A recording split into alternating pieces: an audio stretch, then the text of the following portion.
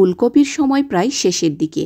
এখন ফুলকপি খেতে অনেকেই পছন্দ করেন না, তবে এইভাবে যদি ফুলকপি বাসায় রান্না করেন সবাই খাবে বেশ মজা করে। আর এটা রান্না করা এতটাই সহজ যে আপনি একবার দেখলেই তৈরি করে নিতে পারবেন। যদি আমার চ্যানেলে নতুন এসে থাকেন অবশ্যই একটি লাইক করে যেতে ভুলবেন না। এখানে রয়েছে একটি মিডিয়াম সাইজের আস্ত ফুলকপি, আর এই ফুলকপিগুলোকে আমি ছোট ছোট টুকরো করে কেটে গরম পানিতে 5 মিনিটের মতো ভাপিয়ে নিয়েছি। এরকম করে ভাপিয়ে নিলে ফুলকপির কোনো গন্ধ থাকবে না এবং ফুলকপিগুলোও হালকা একটু সেদ্ধ হয়ে যাবে। আর রান্না করার সময় এগুলো ভেঙে যাবে না, আবার সেদ্ধ করারও ঝামেলা থাকবে না। আর এই ফুলকপিগুলো আমি ডিম দিয়ে রান্না করে নেব। তার জন্যই প্যানের মধ্যে কিছুটা তেল দিয়ে আস্ত একটা ডিম দিয়ে নিয়েছি। এখন ডিমটাকে একদম ঝুরি ঝুরি করে ভাজা ভাজা করে নেব।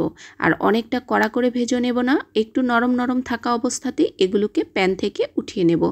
তো প্যান থেকে উঠিয়ে নিয়েছি। এই প্যানেই আরও কিছুটা তেল দিয়ে নিয়েছি। এখন এর মধ্যে সামান্য একটু পেঁয়াজ কুচি দিয়ে নিচ্ছি, খুবই অল্প পরিমাণ, 1 চামচের মতো হবে।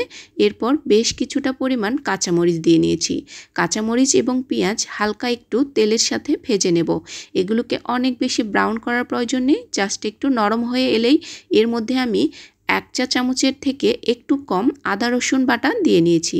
এখন এই তেলের সাথে আদা রসুন বাটাটাকে 2 মিনিটের মতো ভেজে নেব। চুলোর জালটাকে একদম লোতে রেখে আদা রসুনগুলোকে ভেজে নিতে হবে, যাতে আদা রসুনের যে একটা কাঁচা গন্ধ থাকে এই গন্ধটা একদমই চলে যাবে।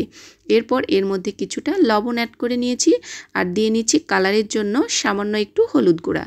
জাস্ট এটা কালারের জন্য ব্যবহার করেছি। অনেকেই আছে সাদা রাখতেই পছন্দ করেন, তারা এই হলুদটা স্কিপ করতে পারেন। তো ভালো মতো করে নেড়ে চেড়ে নিয়েছি। এখন এই সেদ্ধ করা ফুলকপিগুলোকে দিয়ে নেব।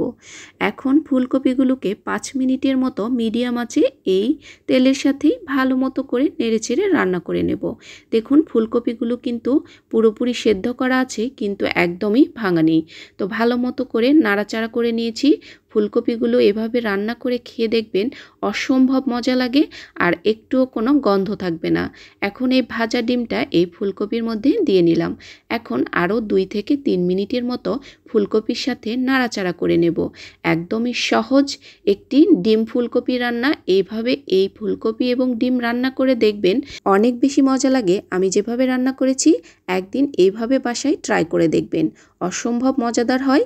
আর দেখুন এটা রান্না কিন্তু একদমই সহজ, একদমই রান্না হয়ে গেছে। এটাকে আমি একদমই সার্ভ করে নিয়েছি। দেখুন কালারটা কতটা সুন্দর এসেছে আর ফুলকপিগুলো একদমই ঝরঝরে আছে।